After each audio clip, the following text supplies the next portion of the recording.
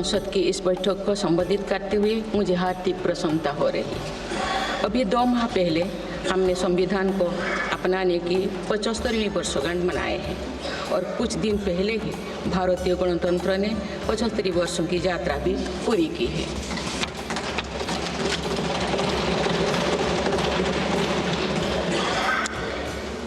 ये अवसर लोकतंत्र की जननी के रूप में भारत के गौरव को नई ऊंचाई देगा। मैं सभी देशवासियों की तरफ से बाबा साहेब आम्बेडकर समेत सभी संविधान निर्माताओं को नमन करती हूँ। माननीय सदस्यगण, इस समय देश में महाकुंभ का ऐतिहासिक पर्व भी चल रहा है। महाकुंभ भारत की सांस्कृतिक परंपरा का, भारत की सामाजिक चेतना का पर्व है। देश और दुनिया से आए करोड़ों श्रद्धालु प्रयागराज में पूर्ण स्नान कर चुके हैं। मैं मोनो अमावस्या के दिन हुई हादसे पर अपना दुख व्यक्त करती हूँ। घायलों के शीघ्र स्वस्थ होने की कामना करती हूँ।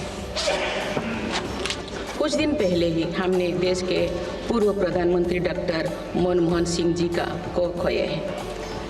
मनमोहन सिंह जी ने 10 वर्ष तक प्रधानमंत्री के रूप में देश की सेवा की। वे लंबे समय तक संसद के सदस्य भी रहे। मैं मनमोहन सिंह जी को भावभीनी श्रद्धांजलि अर्पित करती हूँ। माननीय सदस्यगण, भारत की विकास यात्रा की इस अमृतकाल को आज मेरी सरकार अभूतपूर्व उपलब्धियों के माध्यम से नई ऊर्जा दे रही है। तीसरे कार्यकाल में 3 गुना तेज गति से काम हो रहा है। आज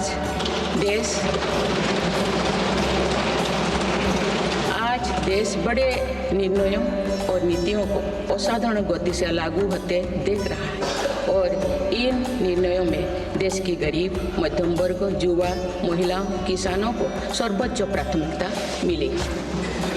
मेरी सरकार ने तीसरे कार्यकाल में सभी के लिए आवास के उद्देश्य की पूर्ति के लिए ठोस कदम उठाए हैं। प्रधानमंत्री आवास योजना का विस्तार करते हुए 3 करोड़ अतिरिक्त परिवारों को नए घर देने का निर्णय लिया गया है। इसके लिए 5,36,000 करोड़ रुपया खर्च किए जाने की योजना है। मेरी सरकार गांव में गरीबों की उनकी आवासीय भूमि का हक देने और वित्तीय समावेशन के लिए प्रतिबद्ध है। इस दिशा में स्वामित्व योजना के अंतर्गत अब तक 2 करोड़ 25 लाख स्वामित्व कार्ड जारी किए गए हैं। इनमें से करीब 70 लाख स्वामित्व कार्ड पिछले 6 महीने से जारी किए। पीएम किसान सम्मान निधि के तहत करोड़ों किसानों को पिछले महीने में 41,000 करोड़ रुपया की राशि का भुगतान हुआ है। जनजातीय समाज के 5 करोड़ लोगों के लिए धरती आबा जनजातीय ग्राम उत्कर्ष अभियान प्रारंभ हुआ है। इसके लिए 80,000 करोड़ रुपये का प्रावधान किया गया है। आयुष्मान भारत योजना के अंतर्गत 70 वर्षों और उससे अधिक उम्र के 6 करोड़ वरिष्ठ नागरिकों को स्वास्थ्य बीमा देने का फैसला हुआ है। इन्हें हर वर्ष 5 लाख रुपए का हेल्थ कवर मिलेगा। छोटे उद्यमियों के लिए मुद्रा ऋण की सीमा 10 लाख रुपये से बढ़कर 20 लाख रुपया कर दी गई है। मेरी सरकार ने युवाओं की शिक्षा और उनके लिए रोजगार के नए अवसर तैयार करने पर विशेष फोकस किया है। मेधावी छात्रों को उच्च शिक्षा में वित्तीय सहायता देने के लिए पीएम विद्यालक्ष्मी योजना शुरू की गई है। 1 करोड़ युवाओं को शीर्ष 500 कंपनियों में इंटर्नशिप के अवसर भी दिए जाएंगे। पेपर लीक की घटनाओं को रोकने और भर्ती में पारदर्शिता सुनिश्चित करने के लिए नया कानून लागू किया गया है। सहकार से समृद्धि की भावना पर चलते हुए सरकार ने त्रिभुवन सहकारी यूनिवर्सिटी की स्थापना को प्रस्ताव स्वीकृत किया है। सरकार ने प्रधानमंत्री ग्राम सड़क योजना के 4थे चरण में 25,000 बस्तियों को जोड़ने के लिए 70,000 करोड़ रुपया स्वीकृत किए। आज जब हमारा देश अटल जी की जन्म शताब्दी का वर्ष मना रहा है, तो प्रधानमंत्री ग्राम सड़क योजना उनके विजन का पर्याय बनी हुई है। देश में अब 71,000 वंदे भारत, अमृत भारत और नमो भारत ट्रेन चल रही है, जिनमें पिछले 6 माह में ही 17 नए वंदे भारत और एक नमो भारत ट्रेन को जोड़ा गया है। वन नेशन वन इलेक्शन और वक्फ अधिनियम संशोधन जैसे कई महत्वपूर्ण विषयों पर भी सरकार ने तेज गति से कदम आगे बढ़ाए हैं। माननीय सदस्यगण, मेरी सरकार के 1 दशक के कार्यकाल ने विकसित भारत की यात्रा को नई ऊर्जा दी है। विकसित भारत के विजन में जन भागीदारी का सामूहिक सामर्थ्य है, देश की आर्थिक उन्नति का रोड मैप है, डिजिटल क्रांति के रूप में टेक्नोलॉजी की ताकत है और आधुनिक इंफ्रास्ट्रक्चर आधार भी है। मेरी सरकार के प्रयास के बल पर भारत दुनिया की तीसरी सबसे बड़ी अर्थव्यवस्था बनने जा रही है। विकसित भारत की उड़ान को हमारे संविधान के आदर्शों का सतत मार्गदर्शन मिलता रहे, इसके लिए सरकार ने सेवा, सुशासन, समृद्धि और स्वाभिमान इन प्रमुख सिद्धांतों को गवर्नेंस के केंद्र में रखा है। सरकारी फर्म, परफर्म और ट्रांसफर्म के अपने संकल्पों को तेज गति से आगे बढ़ा रही है। मेरी सरकार का मंत्र है सबका साथ, सबका विकास, सबका विश्वास और सबका प्रयास, और इस मंत्रों का एक ही लक्ष्य है विकसित भारत का निर्माण। माननीय सदस्यगण, जब देश के विकास का लाभ अंतिम पायदान पर खड़े व्यक्ति को भी मिलने लगता है तो भी विकास सार्थक होता है। मेरी अंत्योदय की वह भावना है जिसके प्रति मेरी सरकार संकल्पित रही है। गरीब को गरिमापूर्ण जीवन मिलने से उसमें जो सशक्तिकरण का भाव पैदा होता है और गरीबी से लड़ने में उसकी मदद करता है। स्वच्छ भारत अभियान के तहत बने 12 करोड़ शौचालय, प्रधानमंत्री उज्ज्वला योजना के तहत निःशुल्क दिए गए 10 करोड़ गैस कनेक्शन, 80 करोड़ जरूरतमंदों का राशन, सौभाग्य योजना, जल जीवन मिशन जैसे अनेक योजनाओं में गरीब को ये भरोसा दिया गया है कि वे सम्मान के साथ जी सकते हैं। ऐसे ही प्रयासों की वजह से देश के 25 करोड़ लोग गरीबों को परास्त करके आज अपने जीवन में आगे बढ़ रहे हैं। इन्होंने न्यू मिडिल क्लास का एक ऐसा समूह तैयार किया है जो भारत की ग्रोथ को नई ऊर्जा से भर रहा है। माननीय सदस्यगण, भारत जैसे देश की आर्थिक उन्नति मध्यम वर्ग मिडिल क्लास की आकांक्षाओं और उनकी पूर्ति से परिभाषित होती है। मध्यम वर्ग जितने बड़े सपने देखेगा, देश उतने ही ऊंचा उड़ान भरेगा। मेरे सरकार ने मुक्त सोच से मध्यम वर्ग के योगदान को न केवल स्वीकारा है बल्कि हर मौके पर उसे सराहा भी है। सरकारी कर्मचारी भी मिडिल क्लास के अहम प्रतिनिधि है।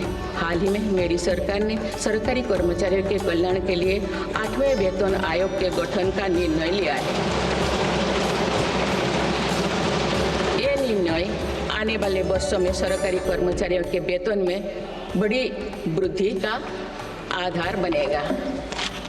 केंद्र सरकार के लाखों कर्मचारियों का यूनिफाइड पेंशन स्कीम के तहत 50% सुनिश्चित पेंशन देने का निर्णय भी लिया गया है, जिसका व्यापक स्वागत हुआ है। मध्यम वर्ग का अपने घर का सपना पूरा करने के लिए भी मेरी सरकार प्रतिबद्ध है। रेरा जैसे कानून बनाकर मध्यम वर्ग के सपने को सुरक्षा दी गई है।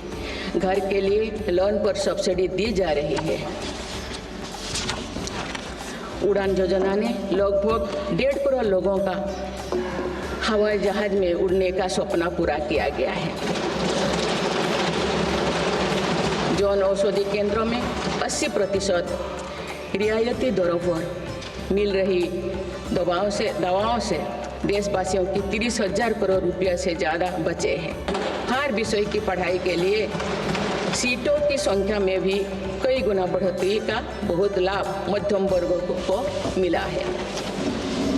राष्ट्र निर्माण में करदाता के योगदान को मेरी सरकार ने सम्मान देते हुए टैक्स से जुड़े मसलों को आसान किया है। टैक्स विवादों को कम करने के लिए फेसलेस मूल्यांकन की शुरुआत कर पारदर्शिता बढ़ाई गई है। आप देश में 75 वर्ष से अधिक उम्र के वरिष्ठ नागरिकों को जिन्हें सिर्फ पेंशन मिलती है, आयकर रिटर्न दाखिल करने के संबंध में स्वयं निर्णय लेने का अधिकार दिया गया है। माननीय सदस्यगण, मेरी सरकार महिलाओं के नेतृत्व में देश को सशक्त बनाने में यानी ह्यूमन लेड डेवलपमेंट में विश्वास करती है। नारी शक्ति बंधन अधिनियम के द्वारा लोकसभा और विधानसभा में महिलाओं के लिए आरक्षण इस दिशा में एक महत्वपूर्ण कदम है। राष्ट्रीय ग्रामीण आजीविका मिशन के तहत 91 लाख से अधिक स्वयं सहायता समूहों को सशक्त किया जा रहा है। देश की 2 करोड़ से भी अधिक महिलाओं को इसके साथ जोड़ा गया है। इन्हें कुल 9 लाख करोड़ रुपये से अधिक की राशि बैंक लिंकेज के माध्यम से वितरित की जा रही है।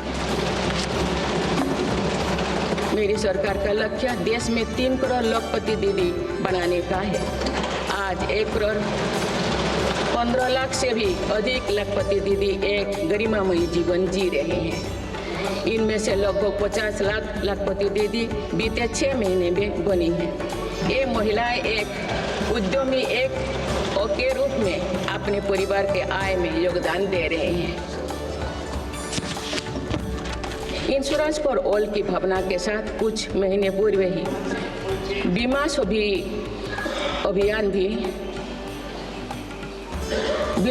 अभियान भी शुरू किया गया है। हमारे बैंकिंग और डिजी पेमेंट्स सखियां दूर दराज के इलाकों में लोगों को वित्तीय व्यवस्था से जुड़ने में महत्वपूर्ण भूमिका निभा रहे हैं। कृषि सखियां नेचुरल फार्मिंग के बढ़ावा दे रही हैं और पशु सखियां के माध्यम से हमारा पशुधन मजबूत हो रहे हैं। ड्रोन दीदी योजना महिलाओं के आर्थिक और तकनीकी सशक्तिकरण का माध्यम बने हैं। ये इस संसद के लिए गौरव का विषय है कि बड़ी संख्या में भारत की बेटियां लड़ाकू विमान उड़ा रही हैं, पुलिस में भर्ती हो रही हैं और कॉरपोरेट कंपनियों का नेतृत्व भी कर रहे हैं। मेरी सरकार के निर्णय के बाद बालिकाओं की भर्ती राष्ट्रीय मिलिट्री स्कूलों में प्रारंभ हो गई है। नेशनल डिफेंस एकेडमी में भी महिला कैडेट्स को भर्ती शुरू की गई है। हमारी बेटियां आज ओलंपिक में मेडल लाकर देश को भी गौरवान्वित कर रही हैं। मैं भारत की संसद के माध्यम से देश की नारी शक्ति को विशेष बधाई देती हूँ। माननीय सदस्यगण, पिछले 1 दशक में देश के हर बड़े प्रयास का दायित्व आगे बढ़कर भारत के युवाओं को उठाना पड़ा है। आज हमारा युवा स्टार्टअप स्पोर्ट्स से लेकर स्पेस तक हर फील्ड में देश का नाम रोशन कर रहे हैं। माय भारत पोर्टल के जरिए लाखों युवा राष्ट्र निर्माण के कार्य से जुड़ रहे हैं। पिछले 1 दशक में मेक इन इंडिया, आत्मनिर्भर Bharat, startup India, stand up India और डिजिटल इंडिया जैसी पहल ने युवाओं को रोजगार के अनेक अवसर प्रदान किए हैं।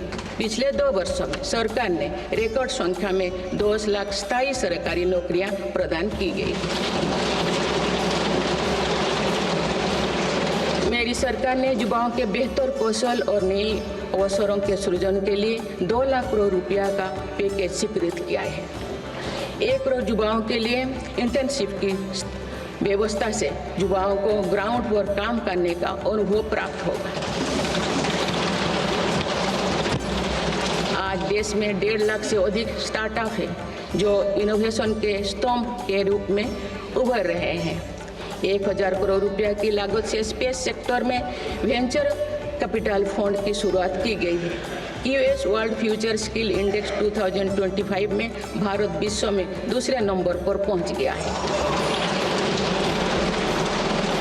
यानी फ्यूचर ऑफ वर्क श्रेणी में AI और डिजिटल टेक्नोलॉजी अपनाने में भारत दुनिया को रास्ता दिखा रहा है। ग्लोबल इनोवेशन इंडेक्स में भी भारत की रैंकिंग 76 से सुधर कर 39 हो गए हैं। माननीय सदस्यगण, मेरी सरकार राष्ट्रीय शिक्षा नीति के माध्यम से विद्यार्थियों के लिए आधुनिक शिक्षा व्यवस्था तैयार कर रही है। कोई भी शिक्षा से वंचित ना रहे, इसीलिए मातृभाषा में शिक्षा के अवसर दिए जा रहे हैं।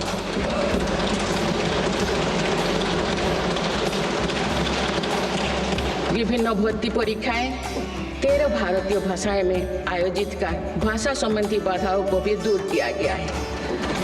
बच्चों में इनोवेशन को बढ़ावा देने के लिए 10,000 से अधिक स्कूलों में अटल टिंकरिंग लैब्स खोली गई है। ईज ऑफ डूइंग रिसर्च के लिए हाल ही में one nation one subscription scheme लागू कर दिया है। इससे अंतर्राष्ट्रीय शोध की सामग्री निःशुल्क उपलब्ध हो सकेगी। पिछले एक दशक में उच्च शिक्षण संस्थाओं की संख्या बढ़ी है। इनकी गुणवत्ता में भी व्यापक सुधार हुआ है। US विश्व यूनिवर्सिटी एशिया रैंकिंग में हमारे 163 विश्वविद्यालय शामिल हुई है। नालंदा विश्वविद्यालय के नए कैंपस का शुभारंभ कर शिक्षा में भारत का पुराना गौरव वापस लाया गया है। वो दिन भी दूर नहीं जो भारत में निर्मित गगनयान में एक भारतीय नागरिक अंतरिक्ष में जाएगा। कुछ दिन पहले स्पेस डॉकिंग में सफलता ने भारत के अपने स्पेस स्टेशन का मार्ग और आसान कर दिया गया। कुछ दिन पहले इसरो ने अपना 100वां लॉन्च करते हुए सैटेलाइट के सफलतापूर्वक स्थापित किए। मैं इस उपलब्धि के लिए भी इसरो को और सभी देशवासियों को बधाई देती हूँ। माननीय सदस्यगण, मेरी सरकार ने देश में विश्व स्तरीय स्पोर्ट्स वातावरण बनाने की दिशा में खोले खेलो India scheme, target Olympic podium scheme यानी स्टॉप्स राष्ट्रीय स्पोर्ट्स यूनिवर्सिटी स्थापित करके देश को आगे कदम बढ़ाए हैं।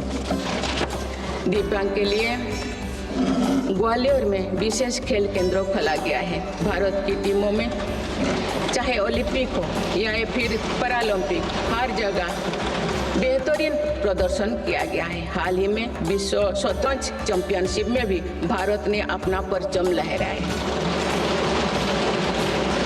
फिट इंडिया मूवमेंट चलाकर हम सशक्त युवा शक्ति का निर्माण कर रहे हैं।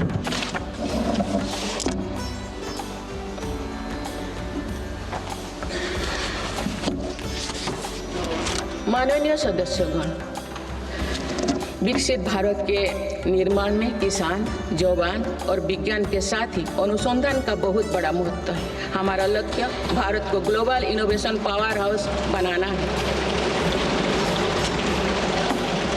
देश के शिक्षण संस्थानों में अनुसंधान को बढ़ावा देने के लिए 50,000 करोड़ रुपया की लागत से अनुसंधान नेशनल रिसर्च फाउंडेशन स्थापित किया गया है। 10,000 करोड़ रुपया के लागत से विज्ञान धारा योजना के तहत विज्ञान एवं प्रौद्योगिकी में इनोवेशन को बढ़ावा दिया जा रहा है।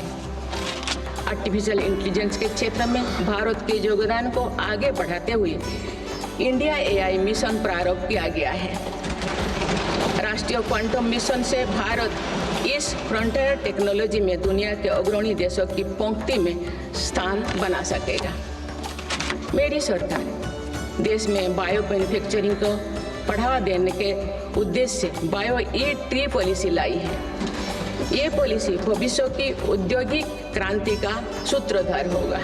बायो इकोनॉमी का उद्देश्य प्राकृतिक संसाधनों का कुशल उपयोग करना है, जिससे पर्यावरण को संरक्षित करते हुए रोजगार के नए अवसर पैदा होगा। माननीय सदस्यगण, मेरी सरकार ने अर्थव्यवस्था को पॉलिसी पैरालिसिस जैसे परिस्थितियों से उबरने के लिए मजबूत इच्छा शक्ति के साथ काम किया है। कोविड और उसके बाद के हालात एवं युद्ध जैसी वैश्विक चिंताओं के बावजूद भारतीय अर्थव्यवस्था ने जो स्थायित्व एवं रेजिलियंस दिखाया है वो उसके सशक्त होने का प्रमाण है। मेरी सरकार ने ईज ऑफ डूइंग बिजनेस को बढ़ावा देने के लिए कई महत्वपूर्ण कदम उठाए हैं। वन नेशन वन टैक्स की भावना के तहत जीएसटी को व्यवस्था लागू की गई है, जिसका फायदा सभी राज्यों को मिल रहा है। मेक इन इंडिया जैसी नीतियों के कारण आप बड़े ग्लोबल ब्रांड को प्रोडक्ट पर भी मेड इन इंडिया के लेवल्स देखने लगे हैं। माननीय सदस्यगण, भारत के छोटे व्यापारी गांव से लेकर शहरों तक हर जगह आर्थिक प्रगति को गति देते हैं। मेरी सरकार छोटे उद्यमियों को अर्थव्यवस्था की रीढ़ मानते हुए उन्हें स्वरोजगार के नए अवसर दे रही है। एमएसएमई के लिए क्रेडिट गारंटी स्कीम और ई कॉमर्स एक्सपोर्ट हब्स सभी प्रकार के उद्योगों को बढ़ावा दे रही है। तीसरी कार्यकाल में मेरी सरकार द्वारा मुद्रा ऋण की सीमा को 10 लाख रुपया से बढ़ाकर 20 लाख रुपया करने का लाभ करोड़ों छोटे उद्यमियों को हुआ। मेरी सरकार ने क्रेडिट एक्सेस को आसान बनाया है। इससे वित्तीय सेवाओं की लोकतांत्रिक बनाया जा सका है। आज लोन, क्रेडिट कार्ड, बीमा जैसे प्रोडक्ट सबके लिए आसानी से सुलभ हो रही है। दशकों तो हमारे देश के रेहड़ी फैक्ट्री पर दुकान लगाकर आजीविका चलाने वाले भाई बहन बैंकिंग व्यवस्था से बाहर रहे। आज उन्हें पीएम स्वनिधि योजना का लाभ मिल रहा है। डिजिटल ट्रांजैक्शन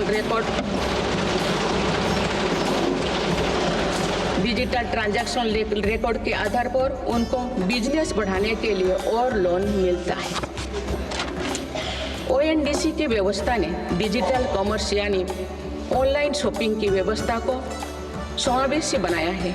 आज देश में छोटे बिजनेस को भी आगे बढ़ाने का समान अवसर मिल रहा है। माननीय सदस्यगण, मेरी सरकार ने 10 वर्षों में प्रगति के जो नए अध्याय लिखे हैं उनमें से एक स्वर्णिम सोपान भारत को डिजिटल क्रांति का भी है।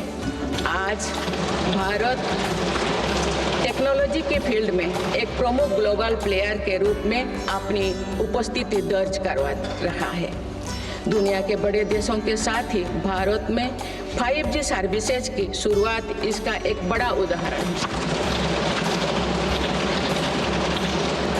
भारत की यूपीआई टेक्नोलॉजी की सफलता से दुनिया के कई विकसित देश भी प्रभावित हैं। आज 50% से ज़्यादा real time digital transaction Bharat में हो रहा है। मेरी सरकार ने डिजिटल टेक्नोलॉजी को सामाजिक न्याय और समानता के एक टूल के तौर पर इस्तेमाल किया है। डिजिटल पेमेंट कुछ लोगों या कुछ वर्गों तक सीमित नहीं है। भारत में छोटे से छोटा दुकानदार भी इस सुविधा का लाभ उठा रहे हैं। गांव में भी बैंकिंग सेवाएं और यूपीआई जैसे वर्ल्ड क्लास टेक्नोलॉजी उपलब्ध है। भारत में पिछले 10 साल में बने 5 लाख से ज़्यादा कॉमन सर्विस सेंटर्स सरकार की दर्जनों सुविधाएं ऑनलाइन उपलब्ध कराई जा रही हैं। मेरी सरकार ने लोगों के जीवन पर सरकार का प्रभाव कम करने के लिए ई गवर्नेंस को महत्व दिया है। डिजी लॉकर्स की व्यवस्था ने लोगों को कभी भी कहीं भी अपने महत्वपूर्ण डॉक्यूमेंट्स पाने और दिखाने की सुविधा दी गई। तेजी से डिजिटाइज होते हमारे समाज में आज राष्ट्रीय सुरक्षा से जुड़ा एक और महत्वपूर्ण विषय साइबर सिक्योरिटी है। डिजिटल फ्रॉड, साइबर क्राइम और डीप फेक जैसे टेक्नोलॉजी सामाजिक, आर्थिक और राष्ट्रीय सुरक्षा के लिए चुनौती भी बनी है। इन साइबर क्राइम को नियंत्रित करने के लिए कई कदम उठाए गए हैं। साइबर सुरक्षा के क्षेत्र में भी युवाओं के लिए रोजगार की संभावनाएं हैं। मेरी सरकार साइबर सिक्योरिटी में दक्षता सुनिश्चित करने दिशा में निरंतर कार्यरत है। इसके फलस्वरूप भारत ने ग्लोबल साइबर सिक्योरिटी इंडेक्स में Tier 1 स्टेटस प्राप्त कर लिया है।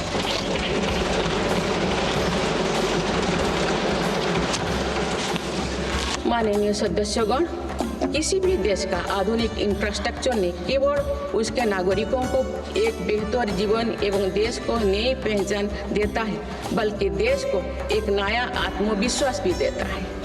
बीते दशक में भारत ने वर्ल्ड क्लास इंफ्रास्ट्रक्चर निर्माण के कई माइलस्टोन तय किए हैं। इस आधुनिक इंफ्रास्ट्रक्चर से दुनिया में भारत की छवि मजबूत हुई है। इन्वेस्टर्स का भारत के प्रति भरोसा बढ़ा है, उपयोग को बल मिला है और नए रोजगार का निर्माण हो रहा है। मेरी सरकार देश के हर हिस्से को हाईवे, एक्सप्रेसवे से कनेक्ट करने के लिए मिशन मोड में काम कर रही है। पीएम गति शक्ति नेशनल मास्टर प्लान के द्वारा परियोजना पर पूरा करने की गति तेज हुई है।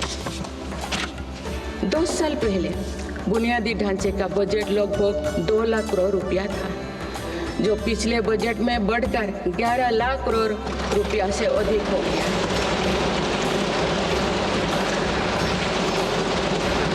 पिछले एक दशक के काम को आगे ले जाते हुए पिछले 6 महीने में मेरी सरकार ने भविष्य के इंफ्रास्ट्रक्चर में रिकॉर्ड निवेश किया है। वाडमोड़ में भारत के पहले डीप वाटर मेगा पोर्ट की आधारशिला रखी गई है। 76,000 करोड़ की लागत से बनने वाला ये पोर्ट विश्व के शीर्ष 10 पोर्ट में से एक है। मुझे बताते हुए खुशी हो रही है कि उधमपुर श्रीनगर बारामूला रेल लिंक परियोजना पूरी हो गई है और अब देश कश्मीर से कन्याकुमारी तक रेलवे लाइन से जुड़ जाएगा। इस महत्वाकांक्षी परियोजना के तहत चेनाब ब्रिज का निर्माण हुआ है, जो विश्व का सबसे ऊंचा रेल ब्रिज है। साथ ही आजी ब्रिज देश का पहला रेल केबल ब्रिज बना है। सिंकुन ला सुरंग पर काम भी सफलतापूर्वक आगे बढ़ रहा है। निकट भविष्य में पूरी होने पर यह विश्व की सबसे ऊंचा सुरंग है। इससे लद्दाख और हिमाचल प्रदेश के बीच 12मासी संपर्क बना रहेगा।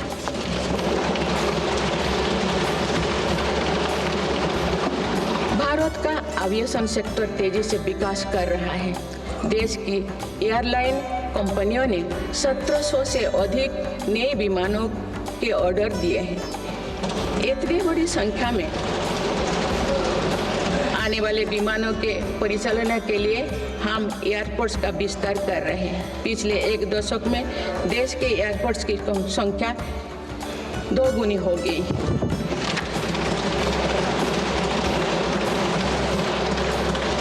माननीय सदस्यगण, विकसित भारत को गति देने के लिए हमारे शहरों को फ्यूचर रेडी बनाना आवश्यक है। इस दिशा में मेरी सरकार ने शहरी सुविधाओं का आधुनिकीकरण कर उन्हें एनर्जी एफिशिएंट बनाने पर जोर दिया है।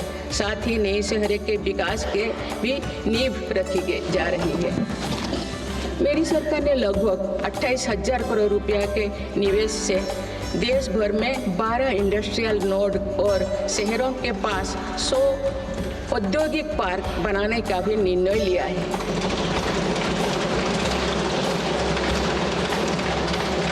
शहरी यातायात को सुगम बनाने के कार्य लगातार जारी हैं। दिल्ली, पुणे, ठाणे और बेंगलुरु में मेट्रो प्रोजेक्ट्स और अहमदाबाद भुज रूट पर शुरू हुई नमो भारत रैपिड रेल सर्विसेज विकसित भारत के शहरों का स्वरूप है।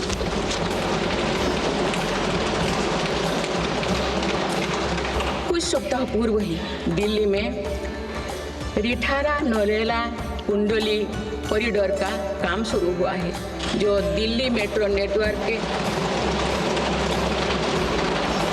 बड़े सेक्शन में से एक होगा। मेरी सरकार के निरंतर प्रयास से दिल्ली में मेट्रो टूर लगातार बढ़ रहा है।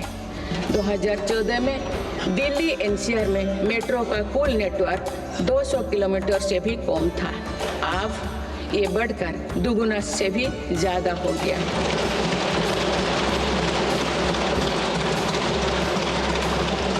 आज मुझे ये बताते हुए बेहद प्रसन्नता हो रही है कि भारत का मेट्रो नेटवर्क अब 1000 किलोमीटर के माइलस्टोन को पार कर चुका है। भारत अब मेट्रो नेटवर्क के मामले में दुनिया का तीसरा सबसे बड़ा देश बन गया है। लगभग 8000 करोड़ रुपया के खर्च से देश में 52,000 इलेक्ट्रिक बस चलाने का भी निर्णय हुआ है। इससे शहरी इलाका में सुगम और स्वच्छ यातायात की सुविधा मिलेगी और अनेक लोगों को रोजगार भी मिलेगा। आसान कनेक्टिविटी और अर्बन टूरिज्म को बढ़ावा देने के लिए देश में 15 रोपवे प्रोजेक्ट्स की योजना पर भी काम हो रहा है। माननीय सदस्यगण, मेरी सरकार बहुआयामी एवं समरस सर्वस्पर्शी विकास की नीतियों पर काम करती आई है। इसीलिए मेरी सरकार ने जितना बल फिजिकल इंफ्रास्ट्रक्चर पर दिया है, उतने ही सौगुना प्रयास सोशल इंफ्रास्ट्रक्चर क्रांति के लिए भी किए हैं। समाज के हर वर्ग तक सस्ती, सुलभ और गुणवत्तापूर्ण स्वास्थ्य सेवाएं पहुंचे, ये मेरी सरकार की प्राथमिकता है। अस्पताल, इलाज और सेवा की व्यवस्था के कारण एक सामान्य परिवार में स्वास्थ्य पर होने वाला खर्च निरंतर कम हो रहा है। देश में नागरिकों तक बेहतर स्वास्थ्य सेवाएं पहुंचाने के लिए 1,75,000 आयुष्मान आरोग्य मंदिर बने हैं।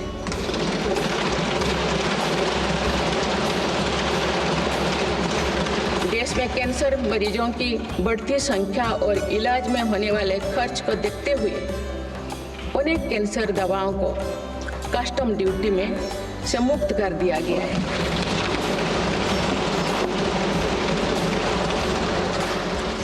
सर्वाइकल कैंसर के लिए अब तक लगभग 9 करोड़ महिलाओं की स्क्रीनिंग की जा चुकी है। मेरी सरकार के प्रयास से दिमागी बुखार से लड़ने में देश को काफ़ी सफलता मिली है। इससे होने वाले मृत्यु दर अब घटकर 6% रह गए। राष्ट्रीय टीबी उन्मूलन कार्यक्रम के अंतर्गत टीबी के मरीजों की संख्या भी घटी है।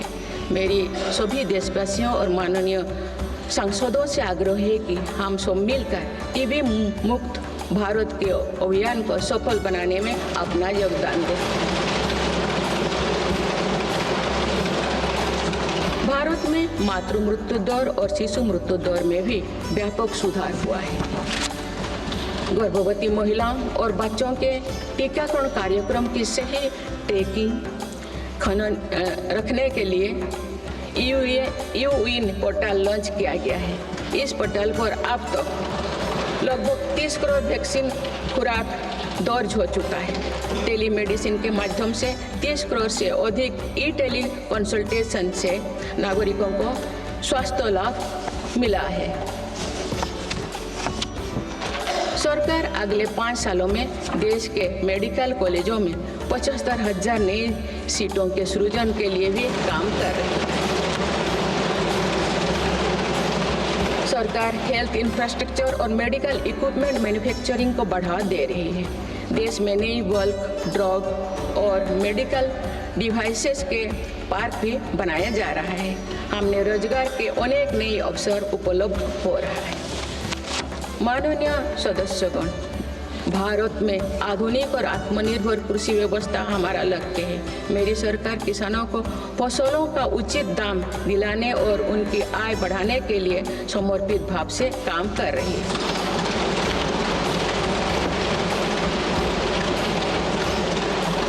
वर्ष 2023-24 में रिकॉर्ड 332 मिलियन टन अनाज उत्पादन हुआ है और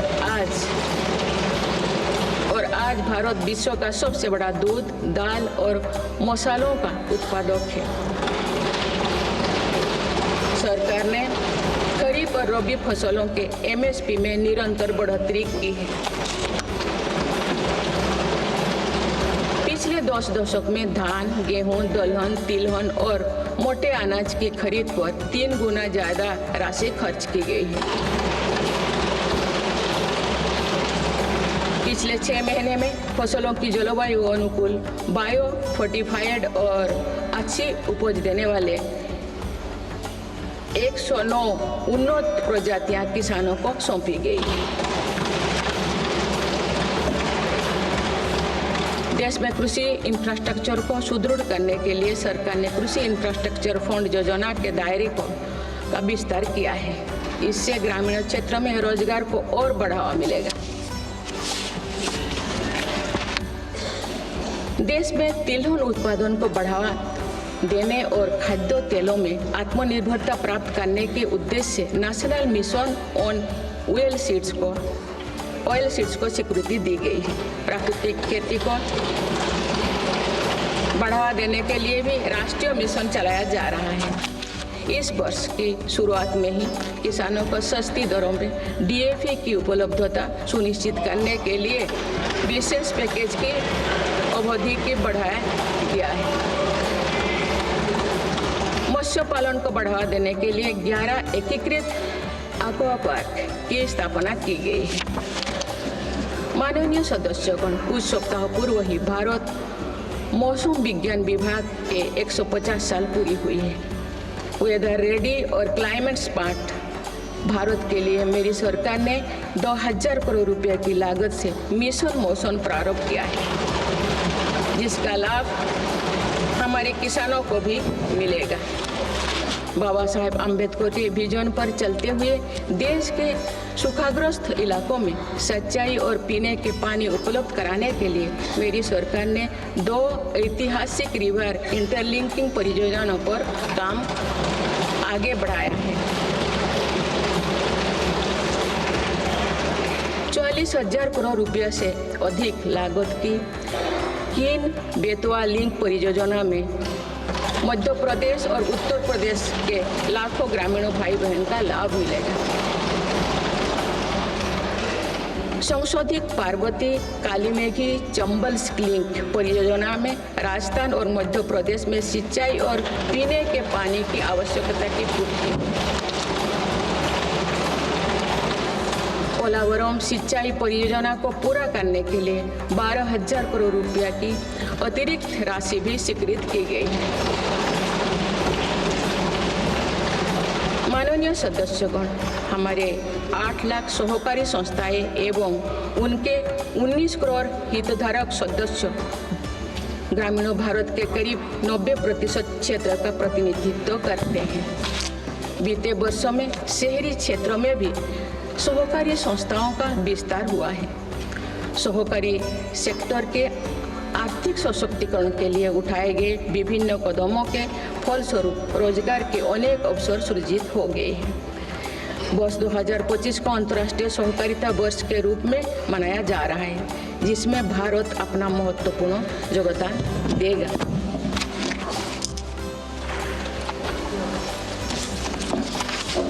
माननीय सदस्यगण, हम जब राष्ट्र के विकास और उपलब्धियों की चर्चा करते हैं तो वास्तव में हम राष्ट्र के नागरिकों की क्षमता एवं उपलब्धियों का ही उल्लेख कर रहे होते हैं। आज देश के विकास में सबका साथ है, इसीलिए हम देश के सही सामर्थ्यों का अनुभव कर पा रहे हैं। मेरी सरकार के प्रयासों का सबसे अधिक लाभ देश के दलित, वंचित और आदिवासी समाज को मिल रहा है।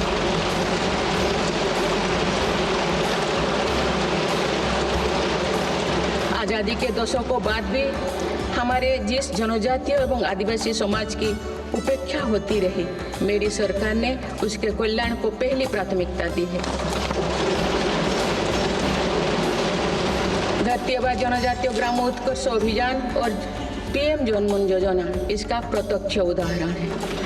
देश भर में स्थापित 470 से अधिक एकलव्य मॉडल आवासीय विद्यालय के माध्यम से लगभग 1.25 लाख आदिवासी बच्चों को स्कूली शिक्षा दी जा रही है। पिछले 10 वर्ष में आदिवासी बहुल इलाकों में 30 नए मेडिकल कॉलेज खोले गए हैं। विशेष राष्ट्रीय मिशन चलाकर आदिवासी समुदाय की सिकल सेल से जुड़े स्वास्थ्य सेवाओं पर भी ध्यान दिया जा रहा है। इस मिशन के अंतर्गत लगभग 5 करोड़ व्यक्तियों की स्क्रीनिंग की जा चुकी है।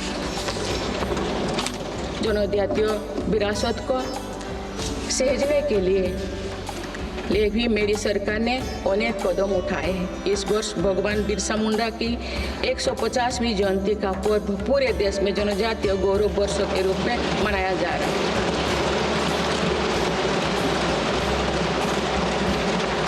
माननीय सदस्यगण, विकसित भारत की एक महत्वपूर्ण कसौटी देश का संतुलित विकास है।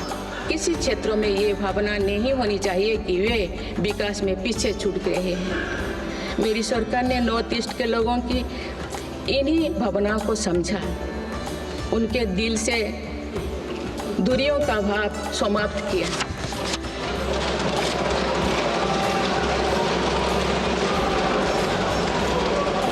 से अधिक शांति समझौते को कर सरकार ने अनेक गुटों को शांति के मार्ग से जोड़ने का काम किया है।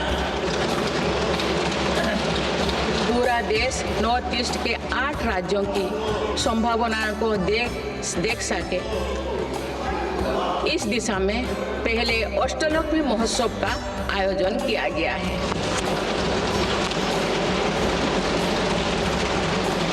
पूर्वोत्तर के विकास के साथ साथ सरकार ने देश के पूर्वोत्तर यानी पूर्वी राज्यों के सर्वांगीण विकास की कार्य योजना पर काम शुरू कर दिया गया है, जिससे रोजगार के नए अवसर भी उपलब्ध होगी। अंडमान निकोबार एवं लक्षद्वीप में विकास की कई परियोजनाएं प्रारंभ कर उन्हें राष्ट्र की विकास यात्रा में महत्वपूर्ण स्थान दिया गया है। अनुच्छेद 370 हटाने के बाद जम्मू कश्मीर में विकास का एक नया वातावरण बना है।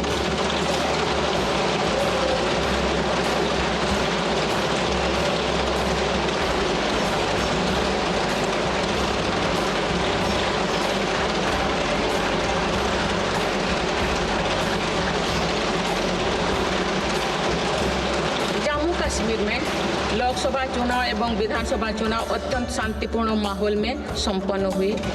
जम्मू कश्मीर के लोग इसके लिए बधाई के पात्र हैं। माननीय सदस्यगण, राष्ट्र या समाज की सफलता समावेशी एवं सर्वस्पर्शी तो भी होती है जब वो सिद्धांतों से प्रेरित हो। इसलिए मेरी सरकार ने उन मौलिक सिद्धांतों को हमेशा अपने कार्यनीति के केंद्र में रखा, जिनका निर्देश हमारे संविधान ने दिया है। संविधान के आलोक में मेरी सरकार की प्रमुख सैद्धांतिक प्रेरणा है सेवा।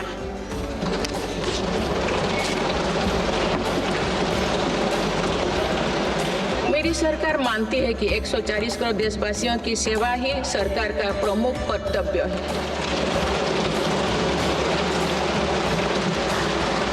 इस दिशा में सरकार पूरी संवेदनशीलता से काम कर रही है। समाज के पिछड़े वर्ग और सफाई कर्मचारियों को आसान लोन मुहैया कराने के लिए पीएम सूरज योजना का विस्तार किया गया है। सरकारी योजनाओं का लाभ दिव्यांगजनों तक पहुंचाने के लिए 1 करोड़ से अधिक दिव्यांग पहचान पत्र जारी किए गए हैं। स्वच्छता सैनिकों के लिए चलाई जा रही नमस्ते योजना का विस्तार कर अब स्वच्छता का बीड़ा उठाने वाले भाई बहनों को भी इसमें शामिल किया गया है। विकसित भारत की यात्रा में कोई भी छूटने ना पाए, इस ध्येय के अनुरूप मेरी सरकार सैचुरेशन अप्रोच के साथ काम कर रही है। माननीय सदस्यगण, बीता दशक भारत की सांस्कृतिक चेतना के पुनः जागरण का दशक रहा है।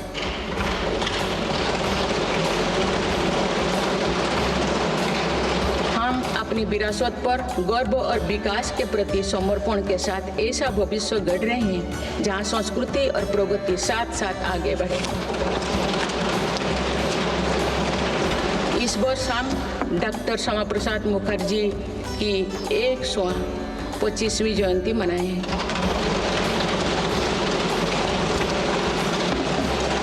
उन्होंने कहा था कि सच्चा राष्ट्रवाद केवल भारत की भौतिक एकता नहीं बल्कि उनकी सांस्कृतिक एकता को मजबूत करने में है। इसी कड़ी में भगवान महावीर का 2550वें निर्माण महोत्सव श्रद्धापूर्वक मनाया गया है। देश ने उत्साह से संत मीराबाई की 525वीं जयंती भी मनाई। महाकवि संत तरुवल्लभ की स्मृति में कई देशों में सांस्कृतिक केंद्र स्थापित किए जा रहे हैं। मेरी सरकार काशी तमिल संगमम, काशी तेलुगु संगमम, सौराष्ट्र तमिल संगमम जैसे सांस्कृतिक आयोजन करके देश की एकता को बढ़ावा दे रहे हैं। माननीय सदस्यगण, हमारी पांडुलिपियां यहाँ हमारी धरोहर है। इनमें विशाल ज्ञान समाहित है जिसका मानव जाति के लाभ के लिए अध्ययन, शोध और उपयोग करने की आवश्यकता है। उन्होंने प्रौद्योगिकी का उपयोग करके पांडुलिपियों के डिजिटाइजेशन और संरक्षण का कार्य मिशन मोड पर प्रारंभ किया जा रहा है। देश की विरासत का एक महत्वपूर्ण स्तंभ हमारी समृद्ध भाषा संस्कृति है। मुझे खुशी है कि सरकार ने आसामी, मराठी, पाली, प्राकृत और बांग्ला भाषाओं को क्लासिकल लैंग्वेज का दर्जा दिया है। भारत की सभी भाषाओं में सरलता से संवाद के लिए AI की सहायता से भाषिणी प्लेटफॉर्म का देशवासी व्यापक उपयोग कर रहे हैं। माननीय सदस्यगण, मेरी सरकार के प्रयासों से आज विश्व के सांस्कृतिक मंच पर भारत ने ग्लोबल लीडर की पहचान बनाई है।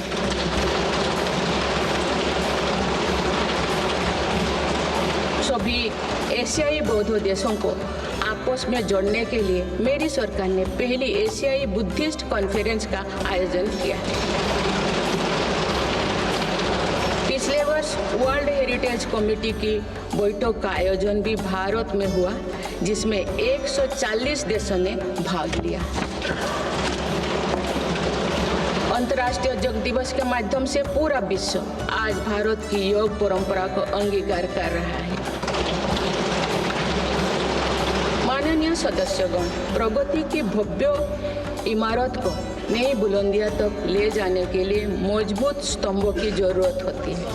भारत के विकास के लिए मेरी सरकार ने रिफॉर्म, परफॉर्म और ट्रांसफॉर्म के ऐसे ही 3 मजबूत स्तंभ बनाए हैं।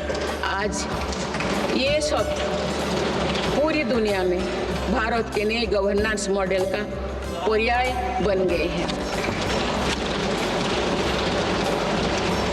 सरकार ने संविधान के लागू होने से पहले बने कानूनों की विस्तृत समीक्षा की है। कई कानूनों को निरस्त या संशोधन किया जा रहा है ताकि पूरा तंत्र वर्तमान सामाजिक और आर्थिक चुनौतियों का सामना कर सके। सरकार अब तक 1500 से अधिक पुराने और आवश्यक कानूनों को निरस्त कर चुके हैं। गुलामी के कानूनों को हटाकर दंड संहिता के स्थान पर न्याय संहिता लागू की गई। जन विश्वास और जन भागीदारी के साथ मेरी सरकार जनता का जीवन सुगम बनाने पर कार्य कर रही है। विवादों को निपटाने के लिए विवाद से विश्वास की पहल की गई है। इसी भावना के साथ सरकार ने 40,000 से अधिक नियमों का कम या सरल किया है और 3500 प्रावधानों को अपराध मुक्त किया है।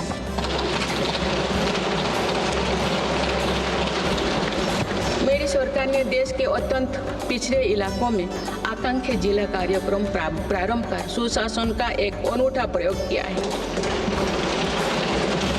इस कार्यक्रम से इन जिलों में स्वास्थ्य, पोषण, कृषि, सामाजिक विकास और शिक्षा जैसे विभिन्न मापदंडों में उल्लेखनीय प्रगति हुई।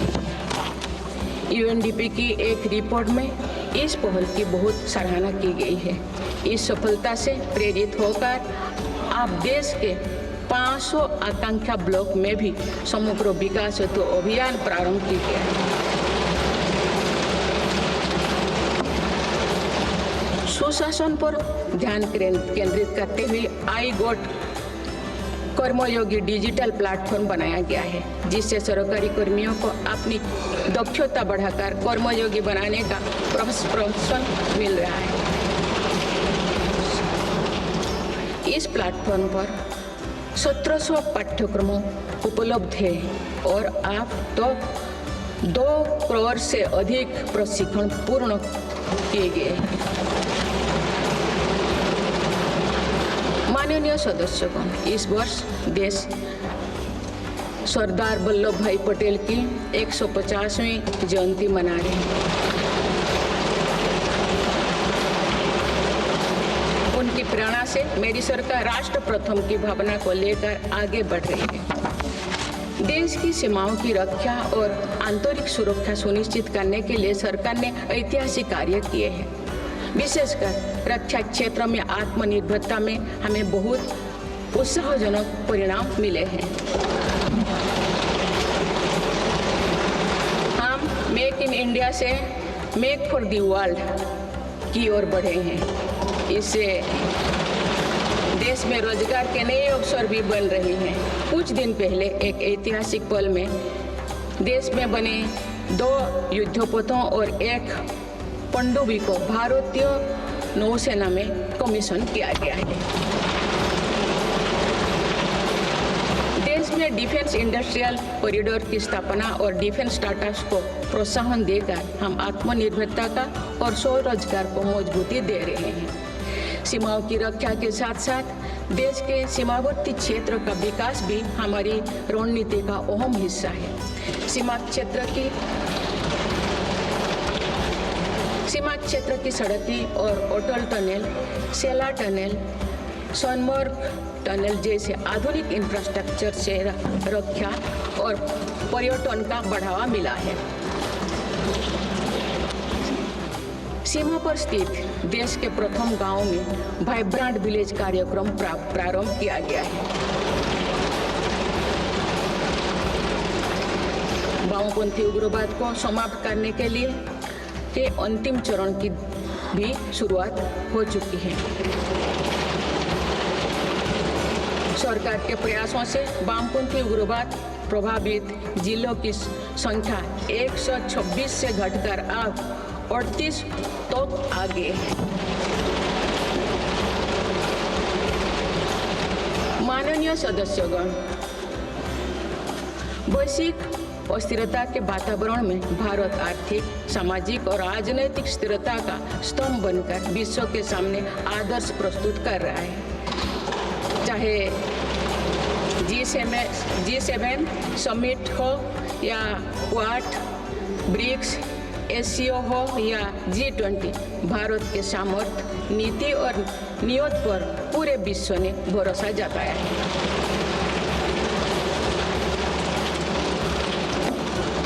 बड़े से बड़े वैश्विक मंच पर भी भारत अपने हितों को मजबूत के साथ आगे रखता है। G20 का सफल आयोजन और दिल्ली डिक्लेरेशन इसका उदाहरण है। तीसरी global south summit, Bharat Asian summit और भारत करिकम समिट में हमने ग्लोबल साउथ से जुड़े विषयों को अभिव्यक्ति दी। हमने समिट ऑफ द फ्यूचर में भारत का विजन ऑफ फ्यूचर रखा है। इसी माह में मेरी सरकार द्वारा भुवनेश्वर में प्रवासी भारतीय दिवस का आयोजन किया गया। प्रवासी भाई बहनों के सुविधा सहूलियत हमारी प्राथमिकता है। इसीलिए 6 नए दूतावास और 4 नए वाणिज्यिक दूतावास खोलने का निर्णय लिया गया है। विश्व बंधु की छवि मजबूत करते हुए विश्व में कोई आपदाग्रस्त इलाकों में भारत ने तुरंत सहायता भरा हाथ बढ़ाया। भारत के नए देशों के साथ अपना डिजिटल पब्लिक इंफ्रास्ट्रक्चर साझा किया है और जन औषधि केंद्रों स्थापित कर दिए। माननीय सदस्यगण, मेरी सरकार वर्तमान के साथ ही आगे वाली पीढ़ियों को ध्यान में रखते हुए भी निर्णय ले रही है। हम देश को ग्रीन फ्यूचर, ग्रीन जॉब्स की तरफ ले जा रहे हैं। 2030 तक 500 gigawatt non fossil fuel energy क्षमता के लक्ष्यों को प्राप्त करने की दिशा में बीते 6 महीने में कई बड़े फैसले लिए गए हैं। पीएम सूर्यघर मुफ्त बिजली योजना के अंतर्गत 75,000 करोड़ रुपया की लागत से रूफटॉप सोलर सिस्टम स्थापित किए जा रहे हैं। अभी तक 7.5 लाख घरों में रूफटॉप सोलर की स्थापना की जा चुकी है। इससे रोजगार के अवसर भी बढ़ी है। राष्ट्रीय ग्रीन हाइड्रोजन मिशन के तहत 8 लाख करोड़ रुपये का निवेश और 6 लाख से अधिक रोजगार का सृजन होगा। हम परमाणु ऊर्जा का विस्तार करने पर भी तेजी से काम कर रहे हैं।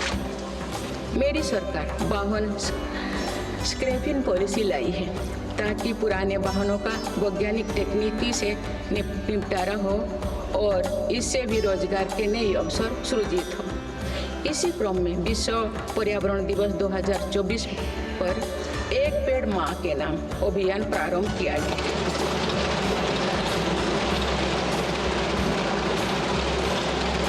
इस पहल में करोड़ों देशवासियों ने बढ़ चढ़कर हिस्सा लिया है। इस अभियान की पूरी विश्व में सराहना की गई है।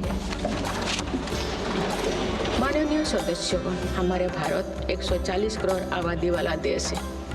हमारे यहाँ भिन्न भिन्न राज्य, भिन्न भिन्न क्षेत्र, भिन्न भिन्न भाषाएं हैं, परंतु एक राष्ट्र के रूप में हमारी एक ही पहचान है, वो है भारत।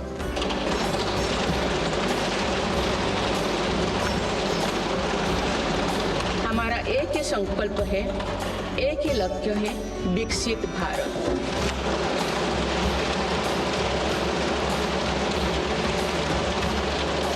आने वाले वर्षों में देश को विकसित राष्ट्र बनाने के लिए हम सभी दृढ़ संकल्पित लें। इस संकल्प में देश के शहीदों की प्रेरणाएं हैं, पूज्य बापू के मानवीय आदर्श है और सरदार पटेल जी जैसे माँ भारती की संतानों द्वारा हमें दिलाई गई एकता की शपथ है।